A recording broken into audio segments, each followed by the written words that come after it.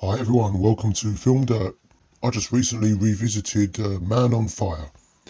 It's a really tense thriller, or I should say intense, because it is completely in your face. Some really good action set pieces and explosions, and equally hard talking as well. Lots of close-ups of Denzel Washington being as intense as we know he can be. And he really makes the villains pay. And that's why we watch Denzel Washington. He's almost carved out this character for himself in a few movies now, and I love it. I can't get enough of Denzel Washington. I think he very charismatic guy, and again I use the word intense because that's what I get from him. And I love his presence, and I think he makes any movie better. Even if you think the script is a little bit lean, you could always compare this movie to his Equalizer films, where it's another revenge movie, isn't it? He's always after someone, or he's after a gang. You often wonder, how can one man actually apprehend so many people and still give it to them? And that's what a great actor has to sell to the audience. I think he does it so well. I did use the term intense before, and that's true. And I think also one of the negatives as well, where I think it's very quickly cut, and it's a lot of in your face moments, and that kind of looks like a music video. I think it's just cut a little bit too fast in places, and the music video is probably the best description I can give it. I could do without a lot of that, because I just want the story to take front and centre stage, and I just think we've already got a lot of intensity, and I just could tone down a little bit of the quick cutting and stylistic choices. But I really admire the director, Tony Scott. I've loved a lot of his movies, and very sadly no longer with us, and he's left us with some superb movies to revisit. I reviewed Top Gun earlier on my channel. I think that's the quintessential Tony Scott movie, and that's more played out naturally than this movie is. And I think he's probably changed his style somewhat with this, and I still think it's a good movie. And for me, when I think of Tony Scott type movies, I always think of Top Gun. It's the haze he gives it and the orange filter. Everything's glistening and golden, but this movie is really just as good, and it's also showing his versatility as a filmmaker.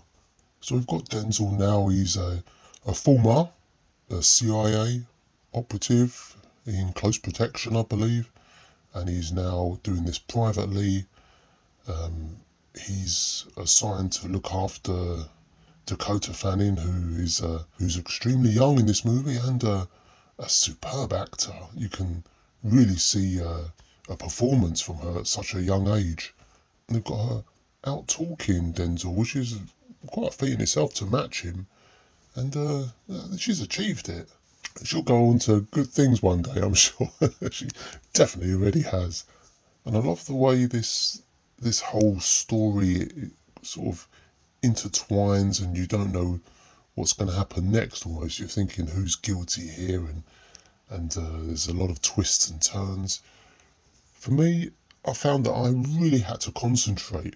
It's one of those where you can't leave the screen for a second, because you're going to miss a vital piece of information where, someone else is now being hunted and someone else has done this, or, who's guilty now. And the twist at the end, I think, is fantastic. It's been a while since I saw this film originally, and thankfully I forgot about the twist.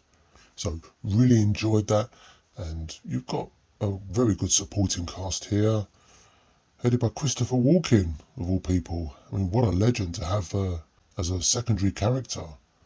I mean, it's almost a surprise sometimes where, I don't see his name on the poster, but when you put the film on, and you get some fantastic surprises, from legends that you admire watching. I'm all for watching unknowns, and there's a case to be had where, you can almost believe an unknown actor more because they're not carrying any previous baggage, and there's no previous movies that you can compare them to. But really, when you see a big movie star in a smaller role and they fit in the role as well, I love that. So what score should we give this? I'll give it 4 stars. No, 4.5. I think that's fair. This film had me gripped really from beginning to end. I only marked it down slightly because I just felt a little bit of the editing and the cutting and just slightly annoying, but not enough to ruin the movie.